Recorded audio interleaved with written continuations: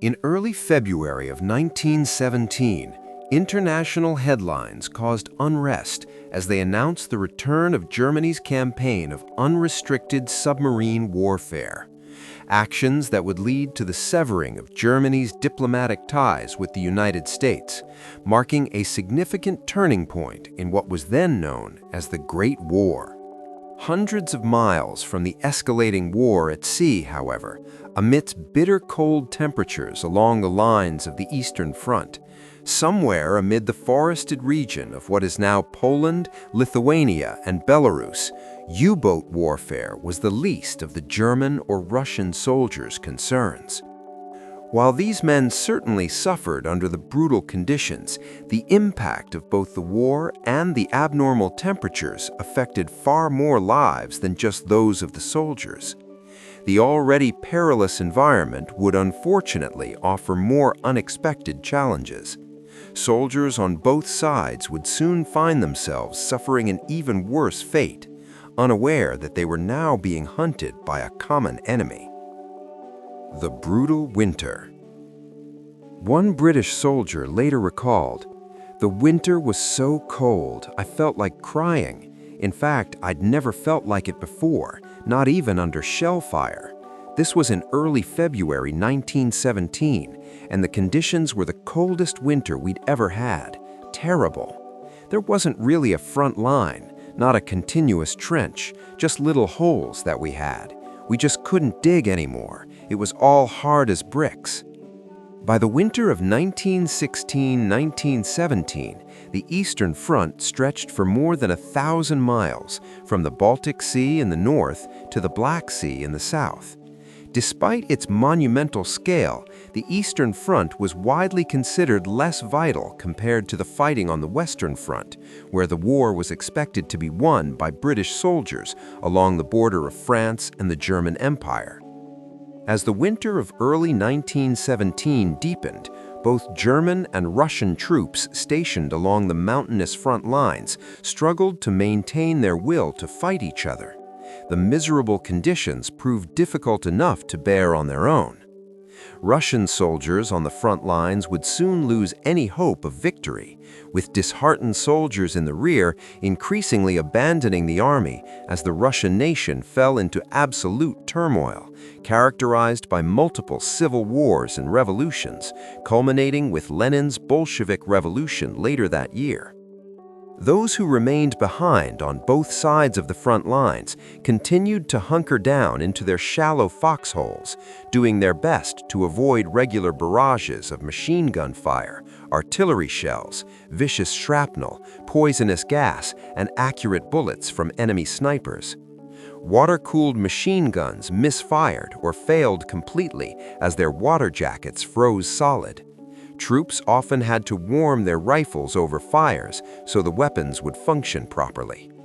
Compasses malfunctioned, causing units, some as large as regiments, to march blindly in circles through the dense woods during blizzards. Food and supply shortages plagued the entire region and much of Europe. What little food rations the soldiers had would freeze along with their water, making it difficult to eat and robbing them of even the smallest comforts. Chewing ice to stay hydrated only added to their collective misery. Those who attempted to remove their boots to treat painful trench foot found it difficult to put them back on their swollen feet. Weary soldiers spent long winter nights struggling to stay awake to avoid frostbite or freezing to death as enemy artillery shells rained down around them. Any amount of sleep was a luxury at best. The physiological and psychological impact of these compounding effects of battle stress cannot be overstated. But as if their suffering was not sufficient, reports in mid-February began making new headlines, stories far more bizarre than most wartime correspondences dispatched during the conflict. The wolf attacks begin.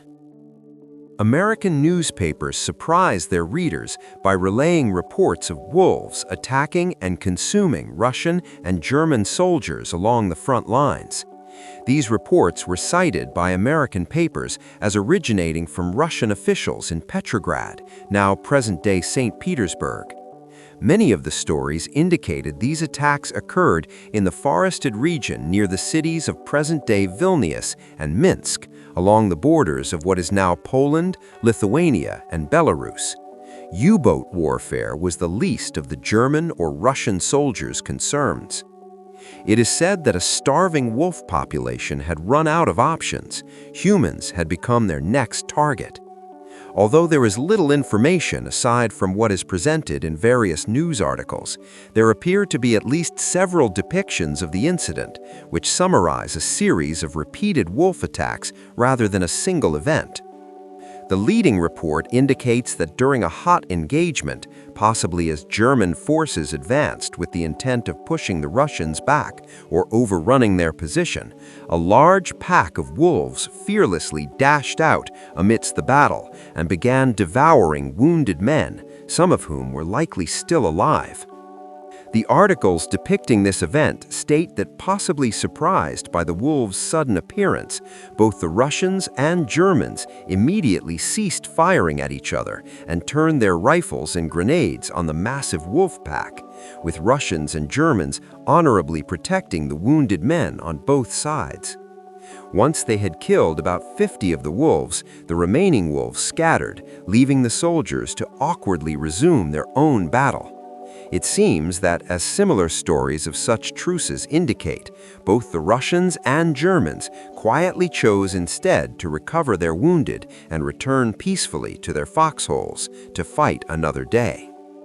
Further news articles indicate that the desperate wolves, no doubt starved and driven mad with hunger, became such a problem that Germans and Russians began making efforts to venture out and kill the wolves with small hunting parties on their side of the front line, or otherwise attempting to poison the animals.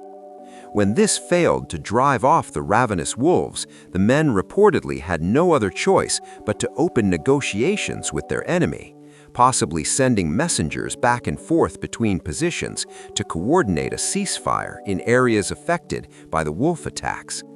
Once an agreement was met, the men were free to venture away from their cold entrenchments without fear of enemy sniper fire or artillery, focusing their efforts entirely on hunting down the wolves before the wolves could do the same to them. Whether the Germans and Russians eventually joined their hunting parties together is not improbable, but is left to speculation. The reports indicate that their hunting efforts would account for hundreds of dead wolves before the ceasefire ended and the men resumed their dismal war with each other. Is this story true? Considering the limited information for these accounts depends heavily on only a handful of American newspaper articles published from February through late July of 1917, there is a lingering question: is this story true? While the answer may be left to our own speculation, it appears that at least a couple of contemporary skeptics have made efforts to debunk the story. Their leading justification seems to be their inability to find correlating Russian records of a wolf truce in various sources. It should be noted that these skeptics do not list the extent of those sources, which raises the question: how much research was done before dismissing the numerous newspaper reports as false? There is no other justification or expertise provided for their deductive reasoning. Contrary to the skepticism, the idea of wolves attacking soldiers during a large-scale war and during one of the harshest winters in a century appears not only true, but highly probable due to those very circumstances. An understanding of human history living among wolves and a comparative analysis of historical wolf attacks on humans, particularly accounts involving a large number of wolves hunting in close proximity, seems to be the best way to validate much of the story's bizarreness. Mankind's forgotten struggle. While wolves may not possess the intellect to declare war on humans, and seemingly they do not possess the emotional capacity for contempt, over the centuries it appears that mankind has nonetheless declared war on wolves, both as a means of self-defense and when competing for various resources. If these stories seem outlandish, it may be due to our contemporary perception of the world living in the 21st century. Lest we forget, the history of human existence, despite our intellectual advantages, has been a constant struggle to survive against the many unforgiving forces of nature.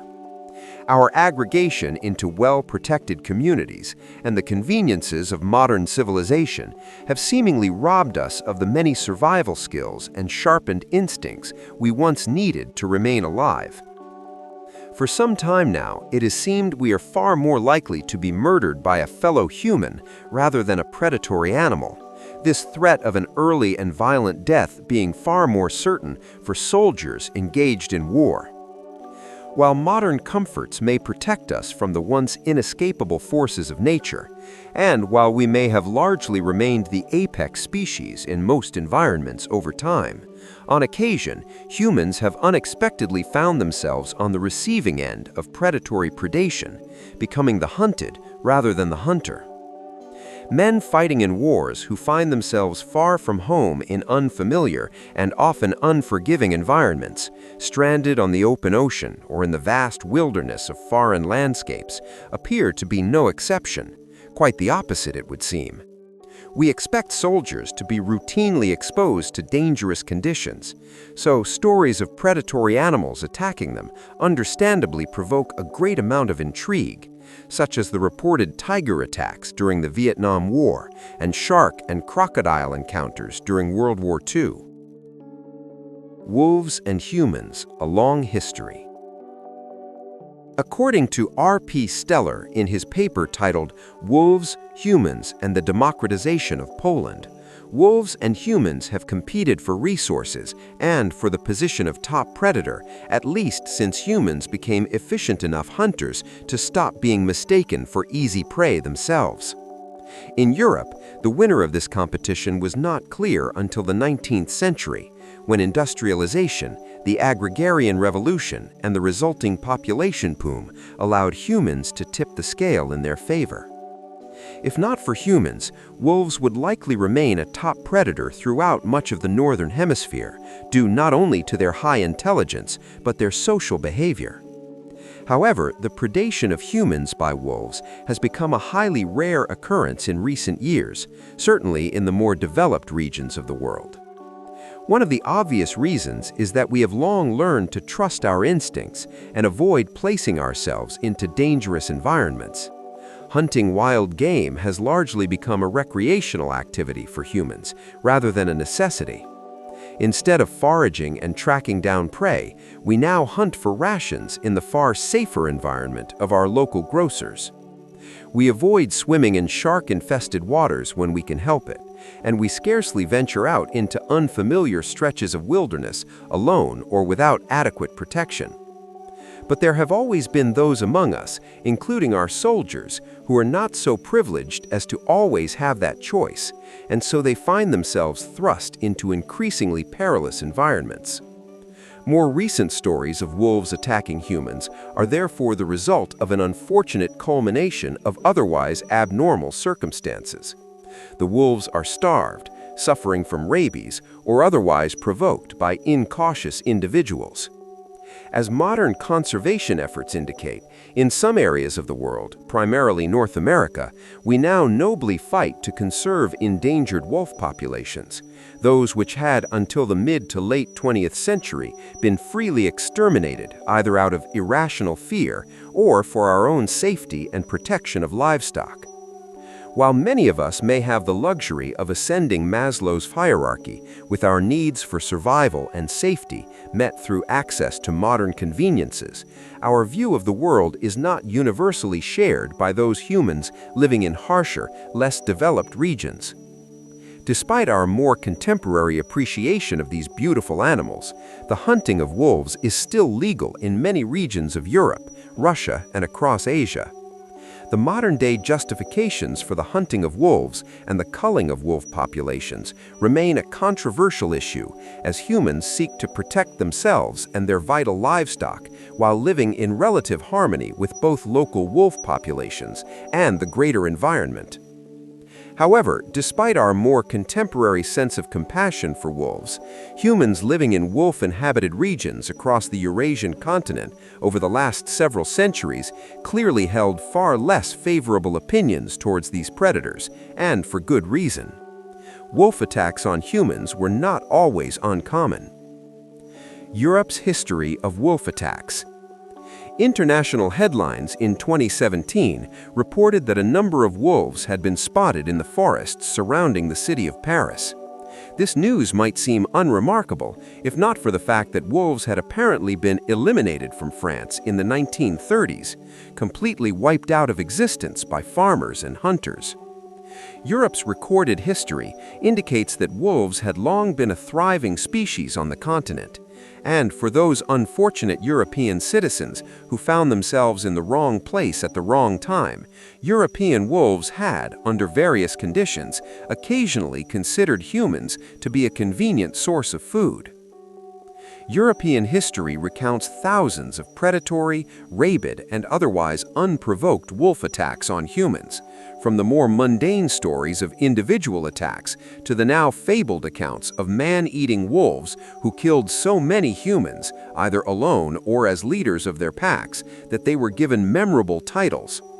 The Great Cortot and the Wolves of Paris in the 1430s, the Wolf of Ansbach in 1685, the Wolf of Soissons and the Beast of Gévaudan in the 1760s, the Wolf of Yausing in the 1820s, the Wolves of Turku in the 1880s.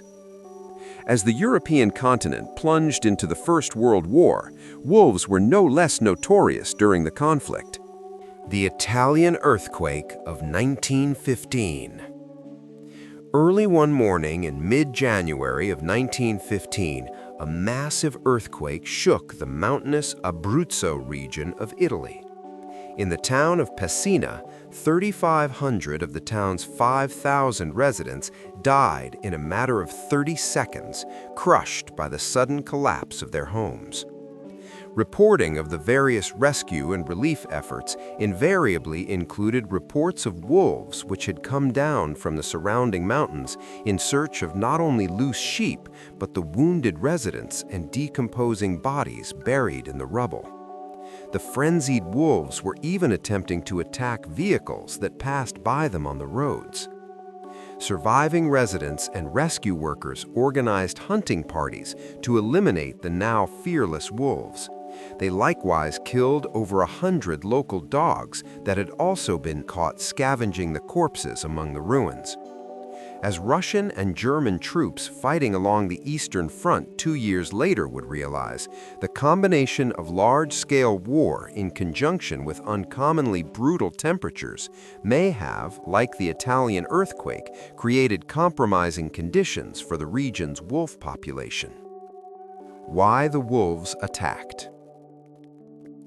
While the contributing factors to such vicious behaviors toward humans vary from one occurrence to another, several of these large-scale wolf encounters, including one as recent as 2012, indicate that wolves will resort to attacking humans when their usual food supply is significantly compromised.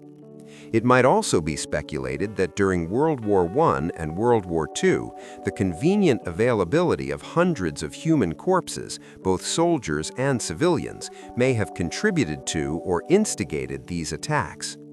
When soldiers died from their injuries or the harsh conditions, their bodies would normally be buried as the front lines moved forward. However, as winter approached, the ground froze and became impossible to dig.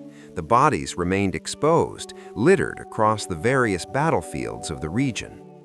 Species of wolves inhabiting these regions of Europe and Russia are notably larger than most. Their diet demands a larger consumption of meat. They are known to consume as much as 6 to 7 pounds per day. The war undoubtedly caused a great amount of disruption to the local environment, scattering the wolves' usual game and leaving them desperate to satisfy their large appetite by scavenging the human corpses. Without those corpses, humans would have otherwise remained an infrequent source of prey. To make matters worse, The war itself had conversely created the opportunity for unfettered growth of the wolf population in the years leading up to 1917, as the men in those regions were no longer hunting them. In his book, Wolves in Russia, a compiled dissertation of 50 years of research on Eurasian wolves, Will Graves states that during the 20th century, the greatest number of wolves in Russia occurred during World War I and World War II, when men were called off to war. The general populace of Russia had few firearms. In the absence of men and without firearms, the wolf population grew quickly, as much as 30% per year. With respect to the attacks on the Eastern Front in 1917, it is unknown whether the frozen and decomposing bodies were simply not enough to satisfy the hunger of a growing number of wolves. However, it seems that wolves do prefer a fresh meal as much as humans might if they can find it. Will Graves indicates that wolves sometimes indulge in the erratic behavior of surplus killing, running havoc through herds of animals, possibly even through groups of humans, indiscriminately killing every living thing they can find, even if it is more than they can eat, thus leaving the surplus carcasses behind. Keeping all of this in mind, the growing wolf population, the miserable weather, and the wolves' particular preference for fresh meat, most unfortunately for those troops hunkered down into their shallow foxholes, it seems a growing taste for human flesh soon gave these wolves an uncontrollable urge to find living prey. Earlier attacks in 1914. Although many of the Russian and German soldiers on the Eastern Front may or may not have been wary of a potential threat of wolves, and whether or not the harsh winter was a leading factor, further research indicates these were not the only accounts of wolves attacking living humans during the war. As illustrated by a published French lithograph printed in Paris in October of 1914, attacks on soldiers had been documented as early as the first few months of the war. This particular lithograph print was part of a larger series titled La Grande Guerre, or The Great War, which were created throughout the war and meant to be sold as a collectible set. This one was titled In the Woods of Augustov, a Russian medic defends wounded German soldiers against furious wolf attacks. Evidently, the lithograph is noted by art historians for its candid reporting, as the caption goes on to condemn the German army for leaving their wounded men behind to suffer such a cruel death. World War II wolf attacks. While France and other European nations progressively eliminated their regional wolf populations through the early 20th century, whether modern environmentalists would find it wholly unnecessary or not, the same does not appear to be true for the far more vast country of Russia. Unfortunately for the citizens of the bucolic district surrounding the city of Kirov, a number of man-eating wolf attacks would take place during World War II and over several years following the end of the conflict.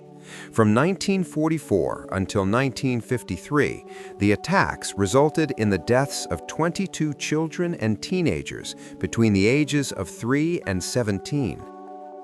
It would seem, like those preceding wolves during World War I, the war itself gave rise to a dramatically increasing wolf population as fighting-aged men, along with their rifles, were conscripted into the Soviet army.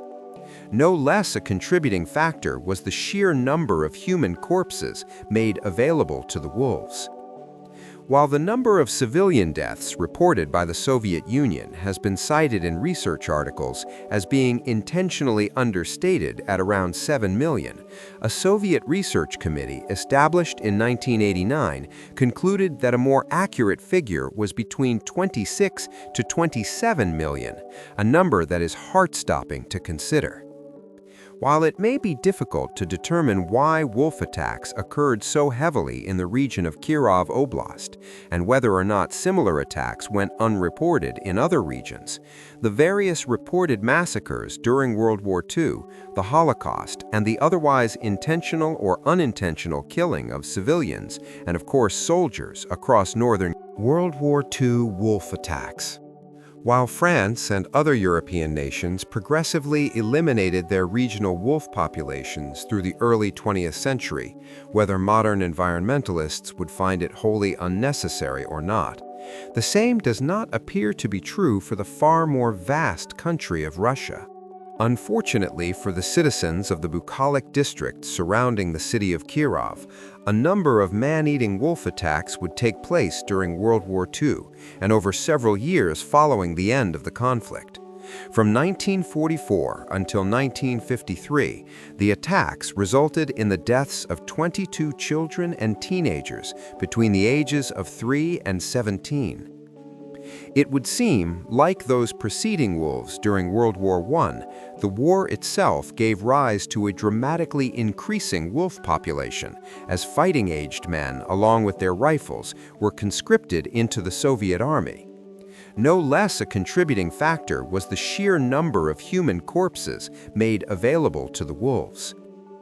While the number of civilian deaths reported by the Soviet Union has been cited in research articles as being intentionally understated at around 7 million, a Soviet research committee established in 1989 concluded that a more accurate figure was between 26 to 27 million, a number that is heart-stopping to consider.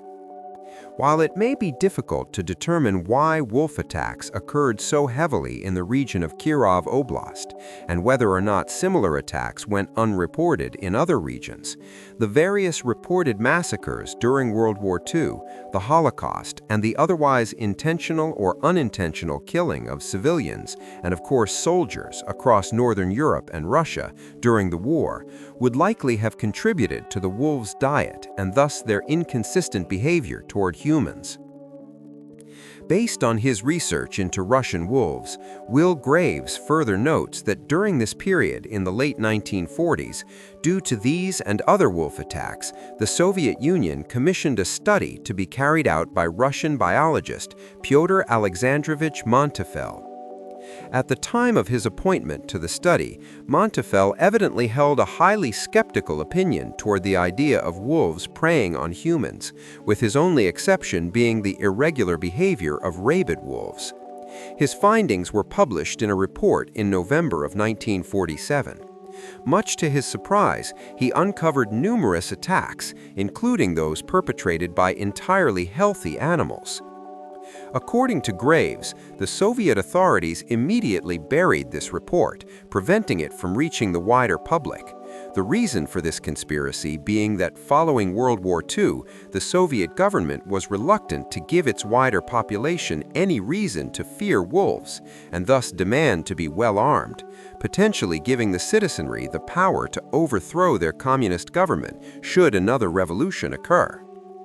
In closing, many of us will likely never find ourselves encountering a wolf, and certainly most wolves will likely go to great lengths to avoid contact with us. However, should we unexpectedly find ourselves in a threatening situation or in the company of overtly intrusive wolves, here are some useful tips to avoid a potentially dangerous situation, published on the Finnish website Large Carnivores. First, attempt to leave. Avoid running away, even if that is your first instinct. If you have no way out of the situation, climb on top of some high object, such as a rock, or if you are close to a populated area, on top of a building. You could also climb into a tree. If the wolf continues to behave in a threatening manner and you cannot leave the situation, avoid direct contact with the wolf and try to remain as calm and fearless as possible. You should always try to leave the situation any way you can, or get the wolf to leave you alone. If the wolf attacks or bites you, shout loudly. Try to make yourself look as big as possible and wave your hands in a threatening manner. Do not give up. You must either scare or fight the wolf off so that it will abandon the attack. When a wolf faces fierce resistance, it will retreat. Of course, this only applies to healthy wolves. Rabid wolves will probably just keep attacking. If you come across a wolf that is acting aggressively, notify emergency services immediately. If the wolf acts in a non-threatening manner, report your sighting to the local Wildlife Management Association. Thank you for joining me on this journey into one of history's most forgotten and harrowing encounters between man and nature. If you found this story fascinating, please give this video a like and share it with anyone who appreciates untold stories from history. I'd love to hear your thoughts in the comments below. Do you think these wolf attacks really happened, or do you believe they were wartime propaganda? What other forgotten stories from history would you like to explore? Don't forget to subscribe and hit that notification bell so you never miss future episodes. Your support keeps these stories alive and allows me to continue uncovering the hidden chapters of our past. Until next time, this is Wartime Stories.